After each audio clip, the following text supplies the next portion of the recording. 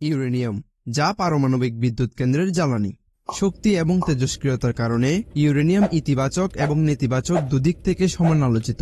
পর্যায় সারণীর 92তম মৌল হয়েও 1 কেজি ইউরেনিয়াম থেকে যে পরিমাণ বিদ্যুৎ উৎপাদন করা যায়, সে পরিমাণ বিদ্যুৎ উৎপাদন করতে 20 লাখ লিটার ডিজেল বা উন্নত মানের 3000 টন কয়লা প্রয়োজন। ইউরেনিয়াম প্রকৃতিতে খুব তেমন একটা দুষ্প্রাপ্য নয়, কিন্তু পারমাণবিক বিদ্যুৎ কেন্দ্রে ব্যবহার করা হয় ইউরেনিয়াম 235 আইসোটোপ, যা অত্যন্ত দুষ্প্রাপ্য। মূলত এই কারণেই ইউরেনিয়াম এত মূল্যবান। কিন্তু সমস্যা হলো, খনি থেকে ইউরেনিয়াম উত্তোলনের পরপরই সরাসরি ব্যবহার করা যায় না।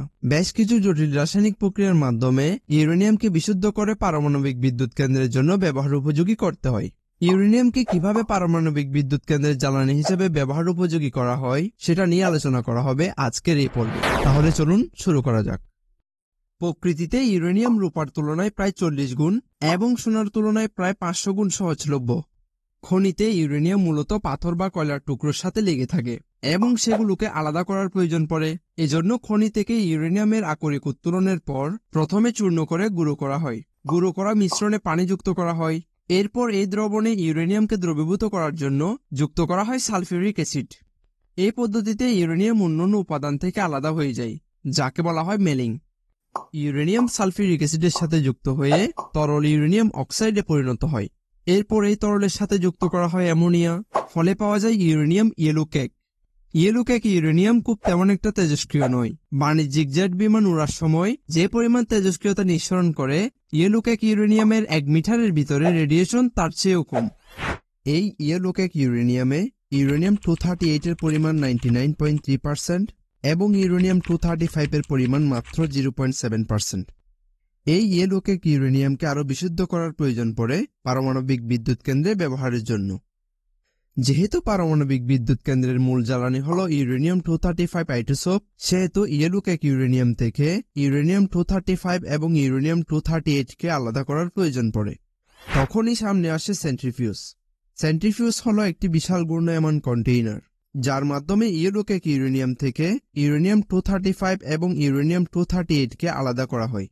সেন্ট্রিফিউজ করার সময় ইউরেনিয়াম অত্যন্ত বিপজ্জনক এবং উচ্চমাত্রার তেজস্ক্রিয় হয়ে থাকে, যা মানুষের মৃত্যুর কারণ পর্যন্ত হতে পারে। ফলে খুব সাবধানতার সাথে সেন্ট্রিফিউজ প্রয়োগ করতে হয়।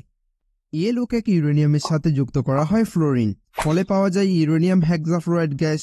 এই ইউরেনিয়াম হেক্সাফ্লোরাইড গ্যাস এবার প্রস্তুত সেন্ট্রিফিউজে যাওয়ার জন্য।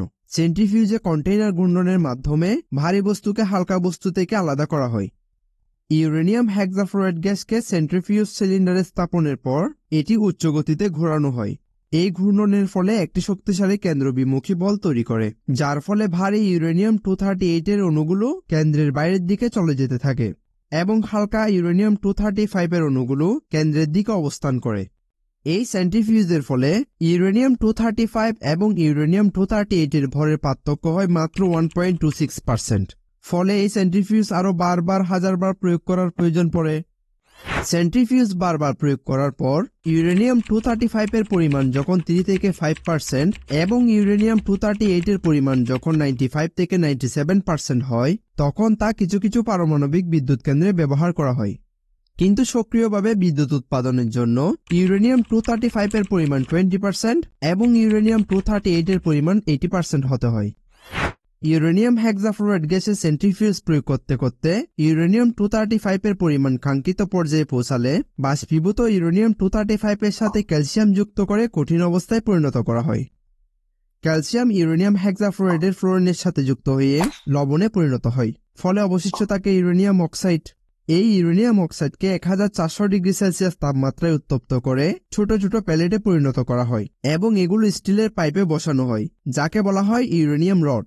এরকম অনেকগুলো রড একসাথে যুক্ত করে তৈরি করা হয় ইউরেনিয়াম বান্ডেল। ব্যাস, ইউরেনিয়াম প্রস্তুত এখন পারমাণবিক বিদ্যুৎ কেন্দ্রে ব্যবহারের জন্য। ইউরেনিয়াম বান্ডেল থেকে কিভাবে বিদ্যুৎ উৎপাদন করা হয় তা জানতে আমাদের পূর্বের ভিডিওটি দেখতে পারেন। এরকম বিভিন্ন বিজ্ঞান বিষয়ক ব্যাখ্যামূলক ভিডিও দেখতে চাইলে চ্যানেলটি সাবস্ক্রাইব করে রাখতে পারেন।